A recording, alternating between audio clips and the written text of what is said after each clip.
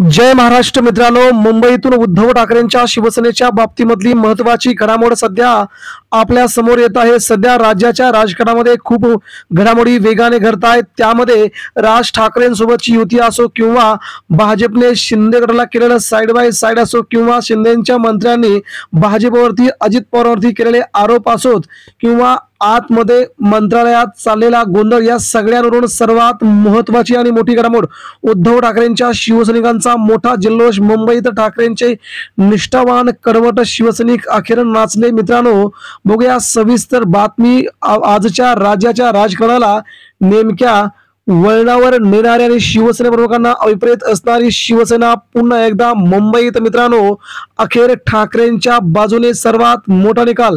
सविस्तर बातमी सविस्तर। मित्रांनो, पक्षावरती कायमची बंदी, चिन्हावरती कायमची बंदी, निवडणूक लढायला बंदी आणि महाराष्ट्रात उद्धव ठाकरेंना आली नवीन संधी।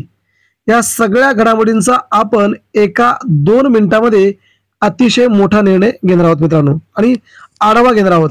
जर आपण शिवसेना पक्षप्रमुख उद्धव ठाकरे यांना मानणारे कडवट निष्ठावान शिवसैनिक असाल तर कमेंट करा उद्धव बाळासाहेब ठाकरे।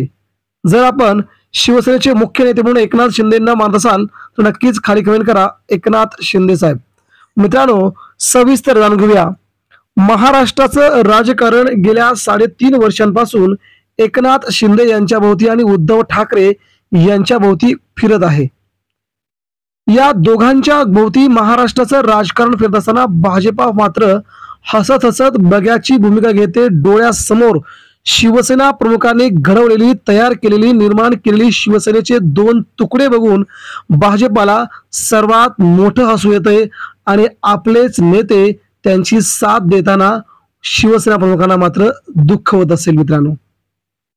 कारण की महाराष्ट्रात भाजपला ज्या शिवसेनेने वाढवलं, ज्या शिवसेनेने महाराष्ट्राला भाजपचे आमदार वाढवले, देशामध्ये सरकार दिलं, तीच शिवसेना दुभंगली। नवनवे तर तिला फुरण्याचा प्रयत्न अमित शहांच्या माध्यमातून महाराष्ट्रात देवेंद्र फडणवीस यांनी केला। आणि मित्रांनो, या कारणास्तव शिवसेनेचे 2 भाग झाले। शिवसैनिक रागावला, संतापला, चिडला, शिवसैनिकांना राग अनावर झाला। तरी देखील शिवसैनिक आजही उद्धव ठाकरेंच्या सोबत आहे आणि हा नेमका निकाल ठाकरेंच्या बाजूने कसा फिरतोय याचाही आपण पुढच्या 2 मिनिटांमध्ये निर्णय घेणार आहोत मित्रांनो। जर या निकालाच्या बाबतीमध्ये आपण गेल्या 3 वर्षाच्या बाबतीत खूप मोठ्या संकटांचा सामना उद्धव ठाकरेंनी बघितला आहे।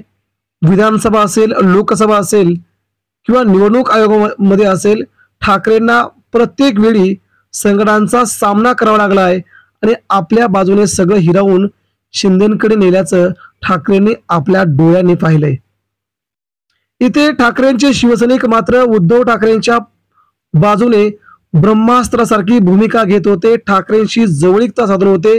ठाकरेंना आम्ही सोडणार नाही ही कणखर बाजू शिवसैनिकांची आजही होती, तेव्हाही होती आणि पुढेही राहणार असं शिवसैनिकांचं म्हणणं आहे मित्रांनो।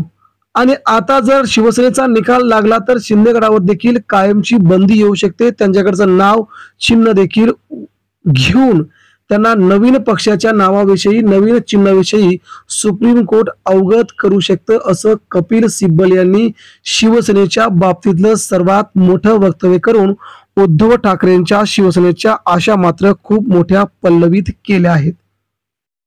तुमच्याकडे जे चिन्ह आहे, तुमच्याकडे जो पक्ष आहे तो कायमचा तुमचा नाही असं शिंदे गटाला सांगितलेलं होतं। परंतु यामध्ये निकालाच्या जर फेरफारीमध्ये जर बदल झाला तर मात्र सर्वोच्च न्यायालयाकडून आणि निवडणूक आयोगाकडून या संपूर्ण प्रक्रिया पुन्हा एकदा राबवाव्या असे आदेश सुप्रीम कोर्टाचे कधी कोणत्याही क्षणी येऊ शकतात। त्यामुळे शिंदे गटाच्या अडचणीत मात्र मोठी वाढ होऊ शकते आणि ठाकरेंच्या शिवसैनिकांचा मात्र जल्लोष पुन्हा एकदा मुंबईत पहिल्यांदा पाहायला मिळू शकतो। जो वर्षा बंगल्यावरून उद्धव ठाकरेंना मातोश्रीवरती पाठवलं, ज्यावेळेस संपूर्ण महाराष्ट्र रडला, शिवसैनिक हृदयातून रडला, यावेळेस मात्र शिवसैनिकांसाठी नक्कीच ही आनंदाची बाब ठरू शकते मित्रांनो। यासाठी ठाकरे संयम राखून आहेत।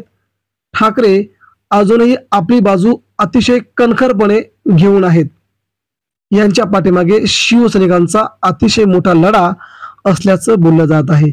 शेवटी शिंदेगड देखील आगामी कित्येक दिवस असा राहील, त्यांनाही खूप मोठं अतिशय नर्वसपणा वाटतोय की उद्धव ठाकरेंना सोडून आपण इकडे राहणं त्या नेत्यांना पटत नाहीये, मंत्र्यांना पटत नाहीये, परंतु ईडीचा दबाव असेल, चौकशीचा दबाव असेल, या सगळ्यांना झुगारून या नेत्यांनी एकनाथ शिंदेच्या सोबत जाणं पसंत केलं होतं, जेणेकरून आपली वरची कातडी तरी वाचेल असा या नेत्यांना विश्वास होता। ते वाचले, परंतु ठाकरेंची शिवसेना जी होती ती मात्र आता नाहीये, याचं दुःख काही नेत्यांना आहे। त्यामुळे आगामी काळामध्ये संपूर्ण शिंदेगडावरती बंदी किंवा 6 वर्षे निवडणूक लढवायला बंदी अशा प्रत्यक्षात सुरू होऊ शकते। तेव्हा तुम्ही शिवसेनेचा मुख्य नेता म्हणून कुणाला मानता, उद्धव ठाकरेंना की एकनाथ शिंदेंना? आपल्या देखील प्रतिक्रिया महाराष्ट्रासमोर मांडा। महाराष्ट्रात शिवसेना कोणाची? मित्रांनो, या वाक्याला खूप मोठं वजन आहे। आपल्या प्रतिक्रिया द्या। धन्यवाद। जय हिंद, जय महाराष्ट्र।